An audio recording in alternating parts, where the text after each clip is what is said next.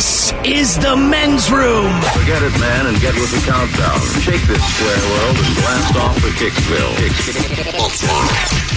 The drippers, the grasshoppers, the hip ones, all gathered in secrecy and flying high as a kite. You're listening to the men's room with Miles and Thrill. Coming up, we'll drink and toast with a shout of the day, the return of Who Sucks Less. Our question, why are you lucky to still be alive? When we last left our caller, we were kneeboarding with a huge man. Big son of a bitch. Big you understand what I'm saying? He's a kid, but he's a freaking monster, Miles. Kid way not to fall off the back of this thing because I know what I got coming to me if I do. Well, 3-4 of these in, I can't hold it anymore. I go in the drink. Now, I try to swim down as far as I can, but my vest, we're all wearing vests, my life vest pops me up. I've got to be maybe 10 feet away from this kid. Oh, no.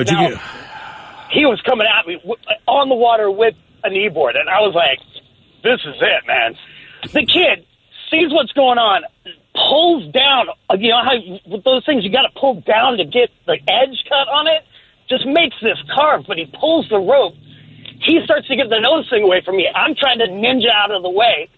He brings the rope down so low that it ended up searing about a 1/4-inch divot out from an inch off the side of my mouth all the way to up behind my ear. Oh, geez. Joker. That damn thing almost just lopped my head clean off. And if he wouldn't have did that, the kneeboard itself would have just cleaned me out. So I was just like, oh, yeah, I was glad I was able to do that.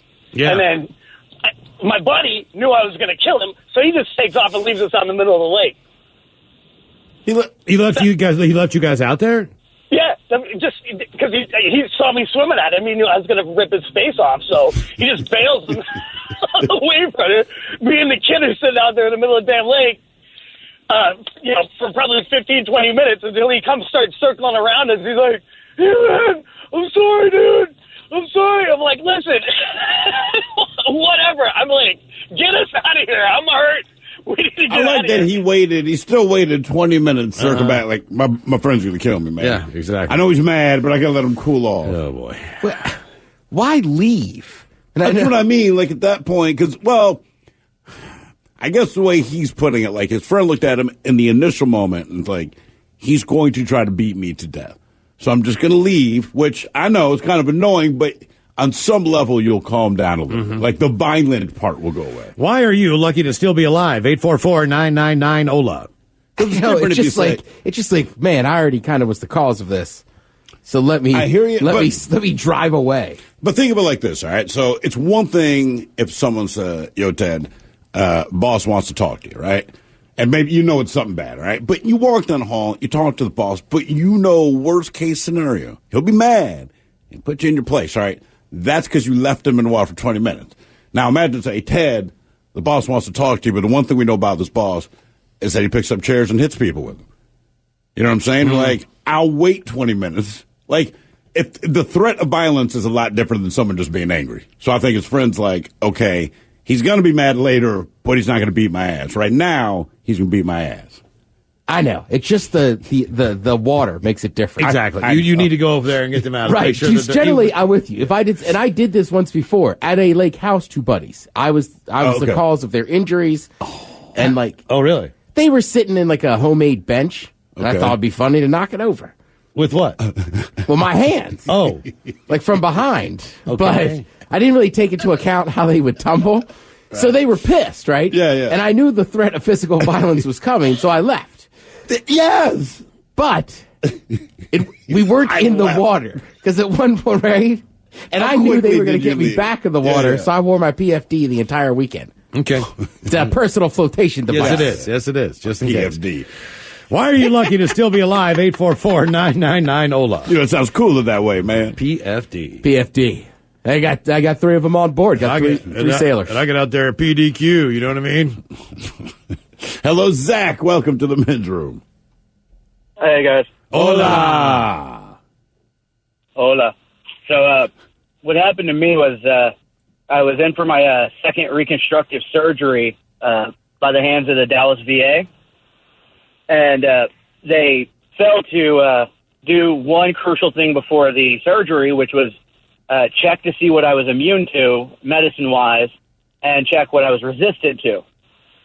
Well, I'm immune to every painkiller imaginable. They've tried them all on me. They don't work. Okay, time out. Before you keep going, I got to ask you some questions here. Okay, so if you wanted to, if you got high, right? If you smoked some weed, would you get high? A little, yes. Okay, so that gets you high.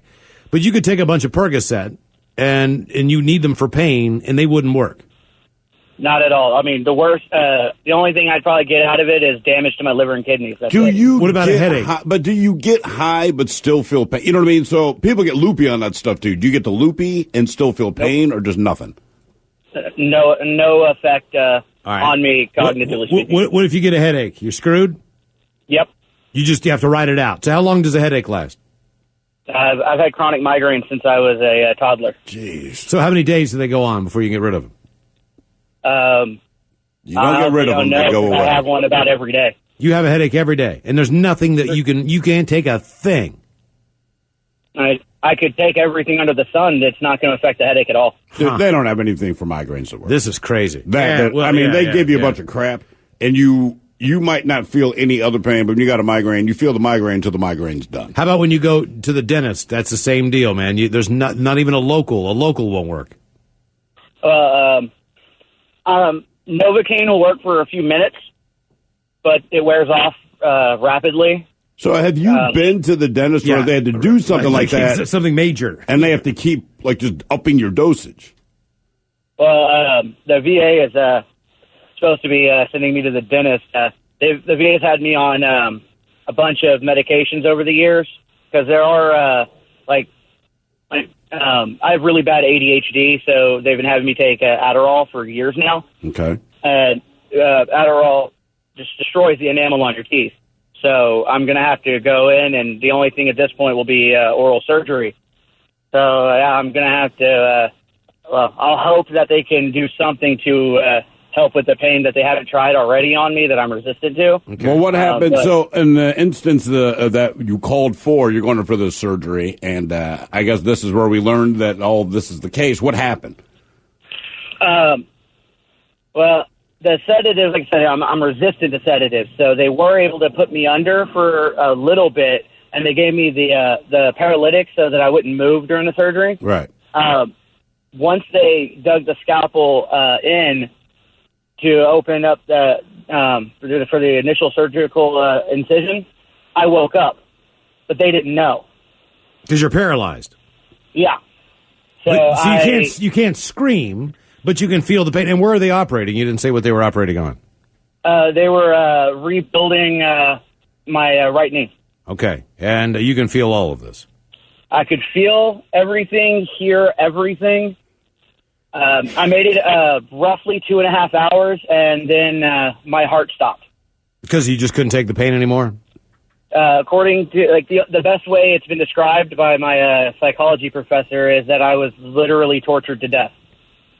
Do you know how horrifying this story is, man? Wow, man. I mean, this is crazy. Because I've always thought to myself, the worst possible scenario is exactly what you're saying. Beyond sharks, burning to death, and all that kind of crap. To me, what you're saying ultimately is the worst, just based on exactly what you're saying. The amount of time. You know, nobody wants to be eaten by a shark. We understand this. But it ain't going to take long. If you burn to death, it ain't going to take that long. Whatever you name. But this, to me, always seems like the biggest. I mean, I assume you have full memory of these 2.5 hours of just this brutal pain?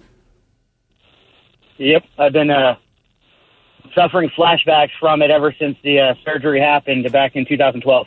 Okay, now let me. Wow. All right, so but the speed works. Whatever reason, if you take cocaine every day, you can function and you can concentrate. So that works on you. The Adderall. For the most part. All right. What are there? How about psychedelics? I mean, I'm not trying to pry too much into you, but have you ever tried any other kinds of drugs before? I'm just curious what works and what doesn't work in your. Yeah, I just want to get back to the surgery, man. Yeah. I mean, as far as drugs that work on me, there are drugs that will work initially, but I build up a resistance to them pretty much within a week of doing them if I'm doing them regularly in that week.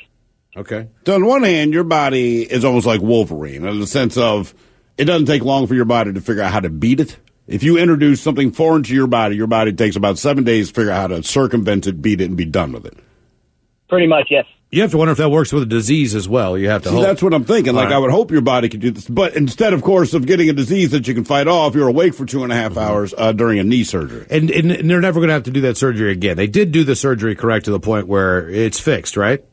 Well, this was the second surgery because they did a surgery about 2 weeks before that they screwed up and snapped my kneecap in half. Jesus. And then I had to basically was forced to live with my leg in a locked in position in a surgical brace until they could get me in for that second surgery. And did the second surgery work? No. Well, I mean, they died on the table. Yeah. Yeah, I mean, other than dying on the table. How long? Yeah, what happened after after the heart stopped? And are you aware that you're dying at this point? Because you've been awake through this entire surgery. Now your heart is stopped. Are you conscious that your body is shutting down? No. When my heart gave out, my brain shut off. It was that point when I just apparently had it, enough, and it just gave out. Because they were doing the second surgery, fixing where my kneecap had snapped, they had been drilling bolts through my bones to try and put the knee back together. And because they had already got one bolt all the way in, and they were working on the second one at the time. They told me after the fact that that's why they didn't try defibrillators on me. They had tried chest compressions and everything, but they had told me after the fact that they had got to the point where they were going to call it, and my heart started on its own. Jesus. Yeah, See, man, that's your body again. Like, wait, all right. They're going to call it, start beating. You're half cockroach. Good Lord, man. That's unbelievable. Why are you lucky to still be alive? We got your emails coming up for the men's room at mensroomlive.com. Also on the way, who sucks less and what you don't need to know, the penis update edition. Stay tuned. You are listening to the Men's Room Radio Network. We return to the men's room with Miles and Thrill. What you don't need to know, the penis update edition on the way, and the return of Who Sucks Less. First time for a few emails here from the men's room at mensroomlive.com. You've got mail. You've got mail. A few from today. About 30 years ago, I was cruising on an unfamiliar back road near the town that I grew up in. Came around the corner, you guessed it, stop sign. Absolutely no time to hit the brakes, or I would have stopped in the middle of the intersection of the road, running perpendicular to the road I was on. So I gunned it. And as I flew through the intersection, I look in my rear view and see the wisp of a car that passed behind the back of my car. If I had hit the brakes or slowed down in any way, I'd have been dead, as this person would have T-boned me doing about 50 miles an hour. Older brothers, although this might not have brought me to the brink of death, I was millimeters away from being a quadriplegic at best. Playing high school football, 2006, we're doing tackle drills the first week of two-a-days. I was a linebacker, but our quarterback was about 3 inches taller and 30 pounds heavier than me. I was tasked with tackling him. We started laying flat on our backs, 10 yards apart, whistle blew, sounds like Oklahoma's. He got up much quicker than I did, and I stumbled to my feet with my head still down. Look up, the most bruising run Marshawn ever had, and that defender was me. We went helmet to helmet, and it immediately felt like a lightning bolt had shot down my spine, and I could not feel my legs. I went into shock, had a seizure right there in front of the whole team. Ambulance was called, and as they loaded me onto it, I asked the medic if I was going to be paralyzed. He nonchalantly shrugged at me like I'd just asked him if it thought it maybe was going to rain that day. Miraculously, I regained the feeling in my lower extremities within an hour. Doctor said I had fractured my 7th cervical bone in my neck as perfectly as I could have and not be paralyzed. I walked out of the hospital under my own power with my poor traumatized mother, and through intense physical therapy and 6 weeks at school with a neck brace, I was able to play football 10 weeks later. That from Nick in Olympia. And you went back to football. Which tells you why high schools don't have doctors that check other Right. players who are just kids. I just think it's funny when he started that story. I was in my head. I'm like, I remember my first Oklahoma drill.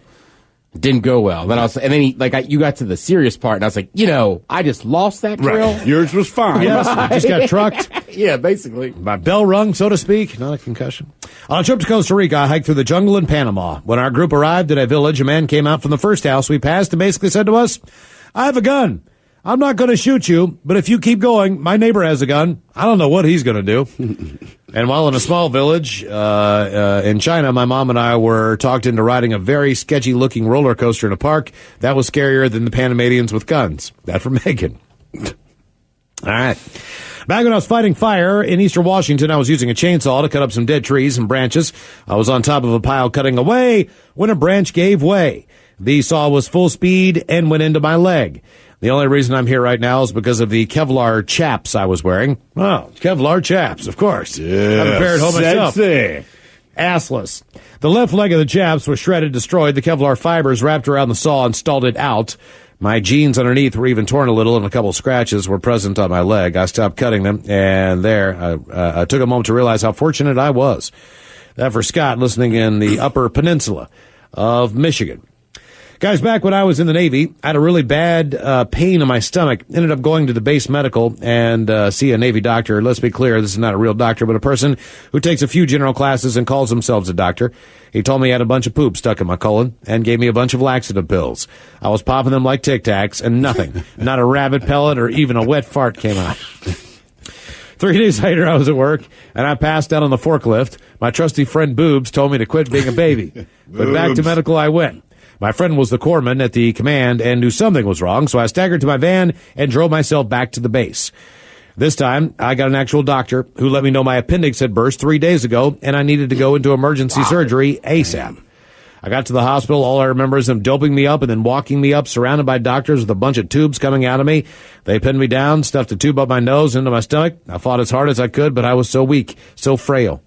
Immediately, a bunch of black and neon green stuff started coming up the tube, which they said was poisons that had been floating around inside of me since the thing burst. Then a nurse came in with a very large pill and asked for a glass of water to take it. She smiled and said it was a kind of a pill, rolled me over, and up it went. Oh. You won't need water, friend. I tried to fight it, but I was so weak, so frail. I was in the hospital for 2 months recovering. I lost 40 pounds and was now 6 feet tall and 135 pounds. I have an extremely large head, and when I was hobbling around the hospital with my gown flapping open in the back and looking like a real-life cast member from Peanuts, I saw 2 men wearing khakis. One of them had a bird on his collar and the other 4 stars. I was so doped up on pain meds, I just said, "How's it hanging, boys?" Not realizing it was the captain of the Norfolk Naval Hospital and a 4-star admiral. I was off work for another month and then 3 months light duty. Almost died, and if I had not, I would have haunted Boobs for eternity. Wish I had another appendix that could burst so I could have 6 months. Off and lose some weight now. Peace and love, bitches. That from Spees. That appendix thing, I had a friend, same thing. We were like, just come on, like you're just sick. Right. And by the time they went to the doctor, the doctor was like, you need to go to surgery right away. Mm-hmm. Why do we have an appendix? What does it do? What is it for? Other than bursting and damn near killing people? Yeah, I don't know. To give you appendicitis. Do we have time for a few extra emails here for the men's room at mensroomlive.com? You've got mail. You've got mail. Boo, bitches. Can you guys welcome into the world my granddaughter, Leela, born just a couple hours ago with a birthday song and a little kid fish sandwich. Congratulations, Garrett and Tina. With love from Papa Doug. Thanks, guys. Fish sandwich. Today, Big Tim's birthday. All he wants is Wobbin to tell him happy birthday. That from Millhouse. Fröhlichen Geburtstag. Gentlemen, today marks my buddy Tim, a.k.a. Timbo Slice's birthday. Can you give a Joey Chestnut? That would really make him smile. That from John. Joey Chestnut! Please wish my lovely wife, Renee, another glorious trip around the sun with a your penis is too small and a big old bong rip. Men's room, you are the best. That from Randy.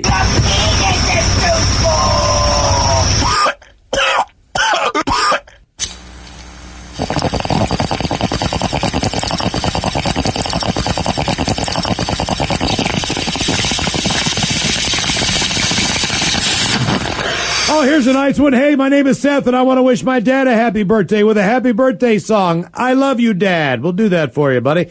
What else we got? Greetings and salutations. Today is my little Peter Rabbit's 27th birthday. I'm sure that he would be delighted to hear an original fish sandwich and, of course, the birthday song and the Dirty Germans. Could you do that for us? Thank you. That from his lovely mother. Fish sandwich? Yeah, Peter Rabbit. I'll be grabbing you by your cottontail tonight. Yeah, and then you can come over here and munch on my carrot. Please help my wife, Ninja Jackie, celebrate her birthday. I got her hooked on your show, and despite her better judgment, she still listens every day. She's been silently kicking ass and checking boxes since long before I met her. I know she'd love to hear the Dirty Germans help her celebrate. Careful, though, she is a ninja. Insert karate kick here. That from her loving husband, Topher. Yeah, tonight we'll be enjoying peanut butter and KY jelly sandwiches. Yeah, and you might have a black belt, but Thriller and I will come by with his black... you know. It is also made of leather. It is snakeskin. Sometimes I wear it around my waist. But you know, It can be a leash, a belt. Yeah. can I get a birthday song for my son-in-law who's celebrating his 33rd trip around the sun? How about a big old bong rip with the "Your Penis is Too Small" from the greatest father-in-law known as Dave?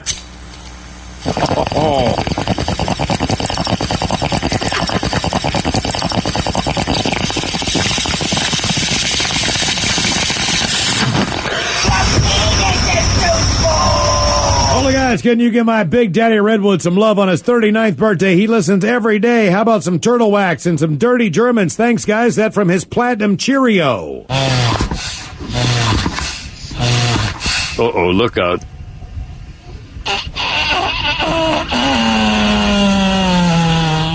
Can I grow up? Yeah, for your birthday, you will call me Hazel, and then you will enjoy my spread. Yeah, happy birthday. Unfortunately, I'm going to spend some time with your Cheerio and make it a honey nut Cheerio. All the bitches, today is my 48th trip around the sun. Can I please get a big old Leroy Jenkins and all of you talking all over each other about tuning various band instruments? Thanks, guys. That from Dustin. Let's do this. Leroy Well, Dustin, the only instrument that I know how to tune is the skin flute. Every morning I wake up, so I'll probably go to one harbor. It's kind of messy. I just tune But the it. drums are the ones. Play it every day. And I'll do Practice How more. goddamn hard can it be? Bitches, my name is James. I have to say I'm a little disappointed with my wife since I have to request my own birthday I'm wish. not. I am. She's as bad as a guy. After she's done, she rolls over and falls asleep. I turned 49 today. I have my left arm in a sling from surgery, and I have really bad hemorrhoids. Let me know if Miles would like photos. God, this sucks. Can I please get the Dirty Germans to talk about slings and hemorrhoids, please? P.S. I have a contender for the most white person's meal instead of Mike's buttered white rice, which I do like. How about boiled hot dogs, cream corn, and mashed potatoes, or my mom's favorite peanut butter and Miracle Whip sandwiches? Love the show. That from James. Yeah, first, your mother sounds quite lovely. But trust me, when we are done, your hemorrhoids will be pushed back in. Yeah, if you want to talk about slings and hemorrhoids, I'm all into it. And I'll sling my junk over to your hemorrhoid area. Hey, side note, no joke. When I was a kid, we ate that dinner a lot. Really? My mom always boiled hot dogs. And I was like, I don't like regular corn, I don't like cream corn. And mashed potatoes. Yeah, I mean, it's the instant ones. Right. If it wasn't in a box, we did not eat it. Yeah. All of the today is my dear old dad, Big's 79th birthday. He has listened to the podcast since day one of the app download, and he does not miss a day. Can you please give him two of his favorites, a Cut That Bitch Off Next Color, and the Dirty Germans talking about bad tattoos? Thanks, guys, and love you, Dad. Your loving son, Daniel. Cut that bitch off! Next caller. Yeah, there are no bad tattoos, just bad needles. But trust me, I will cover you in white ink tonight. Yeah, we just these dirty Germans. You think we don't like tramp stamps? Give us your bad tattoos. We will help ink them in. 7 out of 8 tramp stamps have our name. Yeah. How do I know she likes me? I see the cursive on her ribcage and know she's been hurt. She has daddy issues, yeah. Target written virus. That hurt a lot of people out there. It really did. I know it did. I'm sorry. Sure It's a very popular I thought it was a one. cool thing to do to get something written on their ribs, and now you're just dagger. But they all say sadness. Yeah. They never say knock knock, who's there? Yeah, they say Brian Austin Green is still involved. Megan Fox was the first one I saw, and I know he had hurt her. Well, they all say something like, I'll never be hurt again. Well, yeah. Oh, God, I'm about to change that. Like, you about to be proven wrong. Here you go. Happy birthday. Happy birthday. Happy birthday to you, bitches. Ya's a Dirty Germans brought to you by Men's Room Original Sausage. Available through Uli's World Famous Sausage, mensroomlive.com, and other fine retailers. Schweinefleisch. Oh, boy. Coming up, we will drink and toast with a shot of the day. But first. Now, the men's room wants to know who sucks less. Yay! Time once again for Who Sucks Less. Steve Hill, you bring us 3 stories from the news. Then you guys get mad at me. It is up to us to determine which of these 3 stories suck the least. Now, if you follow us on Twitter at Men's Room Live, or you like the Men's Room on Facebook, the debate is already underway on Who Sucks Less. And I'm sure everyone will get mad at me again this week. But unlike last week, none of this involves puppies. The good news about everyone getting upset about the puppy stories last week, it means all of you are somewhat decent people. This week, let's see. We have 3 stories as always. We will we'll begin in Florida with a father-daughter duo that are closer than most. We will then go to Long Island, where a man was giving his clear impression, say, of mixed America. And then we have a divorced woman who still wanted to have a baby with her husband. Mm-hmm. But let's start in Florida, where a man and his 19-year-old daughter have been charged with incest for the exact reason you ever get charged with incest, because they were seen having sex in the backyard of a Panama City residence. Oh. Justin Bunn, 39 years old, and his 19-year-old daughter Taylor, they admitted to consensual encounter.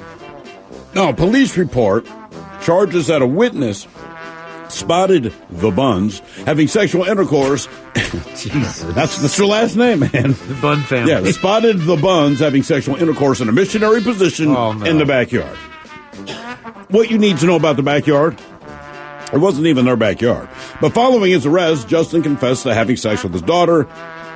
He called it an isolated incident.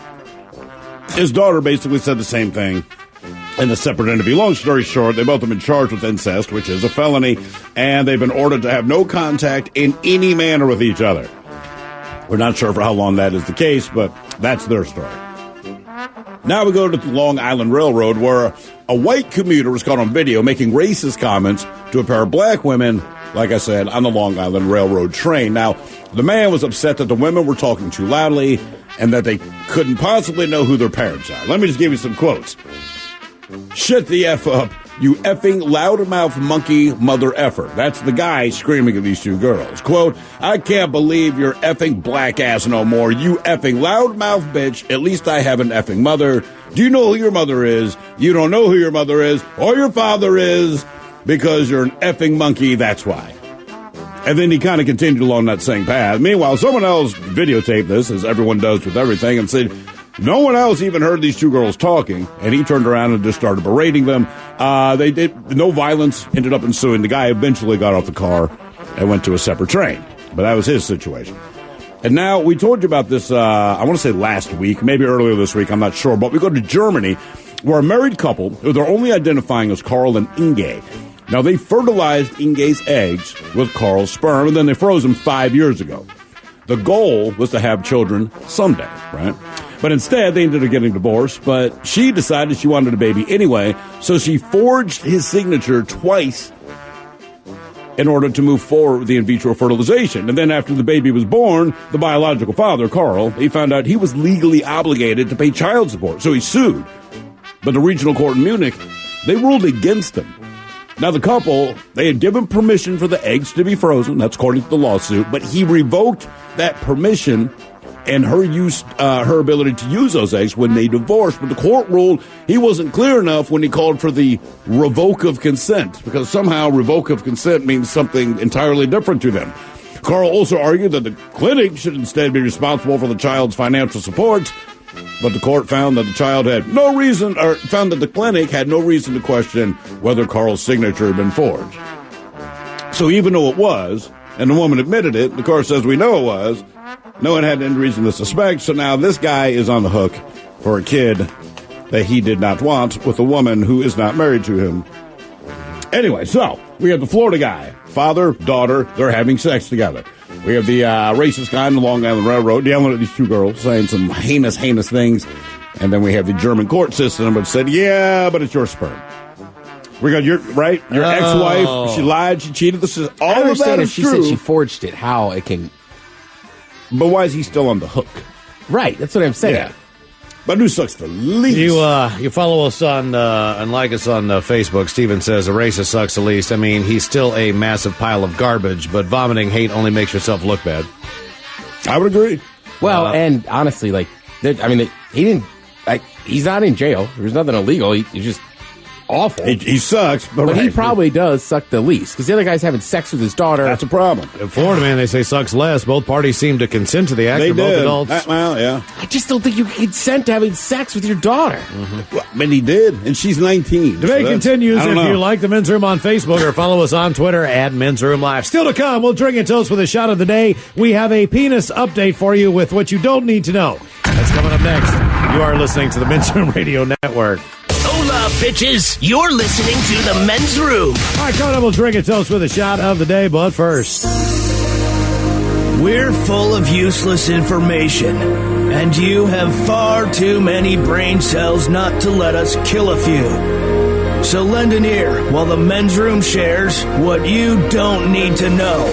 Steve, I believe it was just a couple days ago you brought us brought the attention of the story about the corrections officer in Brooklyn with the incredibly huge penis who was on trial for forcing inmates to engage in sexual activity for various perks while they were incarcerated. During Profile This. Yeah, and essentially, right, he was in court, and essentially, I guess he was one of 3 prison guards that was on trial because he was forcing inmates to perform sexual favors, but they didn't talk about the other 2 guys that were on trial, specifically him, for a very specific reason. And that trial is still ongoing, and we have an update. And so the story goes, jurors are sick and tired of hearing about prison guards' huge, stinky penis. Here's the story.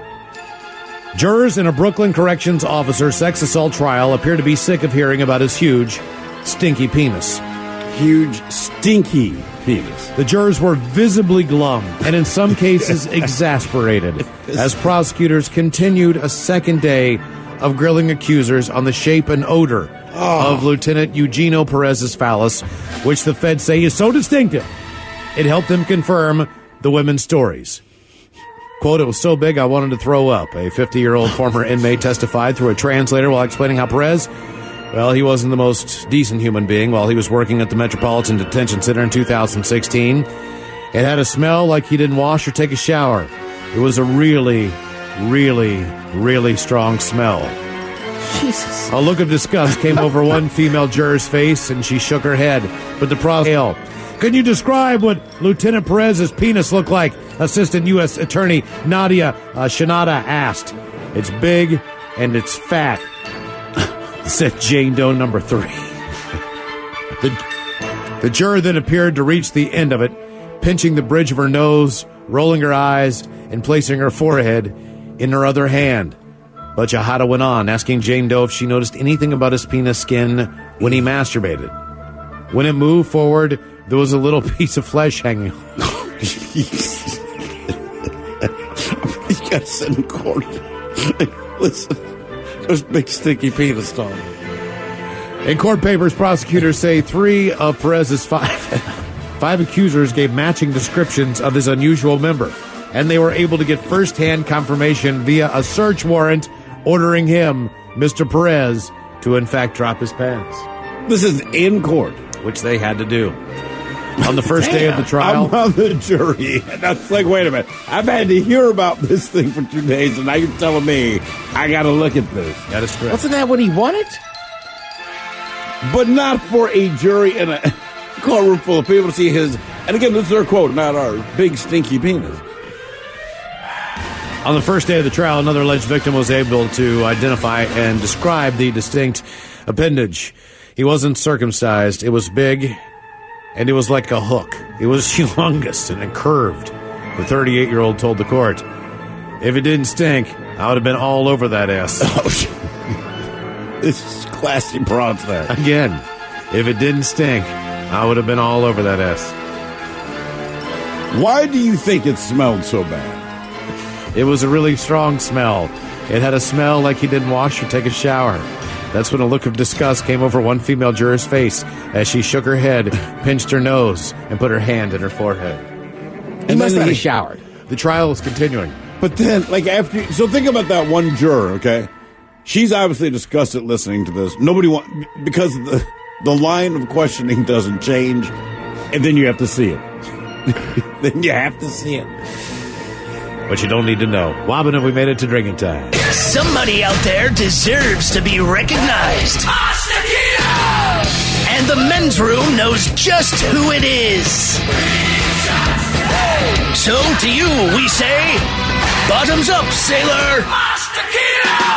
You're the toast of our shot of the day. Drink time it is, and once again we head to the drink desk and Stephen Throld Hill to find out who we're toasting. By the way, Miles, people are saying that this will probably lead to a hung jury. Yes, indeed. Today we toast an unidentified woman in San Antonio, Texas. And I love the heart on this woman. She is on her way home when she discovers 3 small kittens on a Saturday, specifically Bengal cat kittens, which I Googled to look at. You've seen this cat a million times, all right? But anyway, she finds these 3 kittens, and she takes them home. And it turns out she has some friends that are visiting from Austin, Texas. So naturally, all of the ahs and oohs, all of this comes out. So the first thing they do, they're trying to figure out where the mother is. Mother probably abandoned them. So they attempt to bottle feed these kittens. But they started getting suspicious because the kittens seemed awfully aggressive in their feeding style. They shredded the plastic bottles and then left all 3 people attempting to feed them with bite wounds. That's when they decided to research the cat's markings online and discovered, no, these were not Bengal cat kittens. No, in fact, they were actually teenage bobcats. At that point, they called the city saying, well, we don't know what to do, and now we're scared. Eventually, the officials did show up. They grabbed the animals. They put them in quarantine. They'll figure out what they're going to do with them. Now, all of the other people were taken to the hospital and treated for possible rabies. We pour this booze and we drink this booze because we think it's yummy. Yummy! So over the tongue and down the throat to party in our tummies. Hola, bichola! Let's get to caller 9 on the line right now, 844-999-OLA. Profile this is coming up. Hola! The shenanigans continue on the Men's Room Radio Network.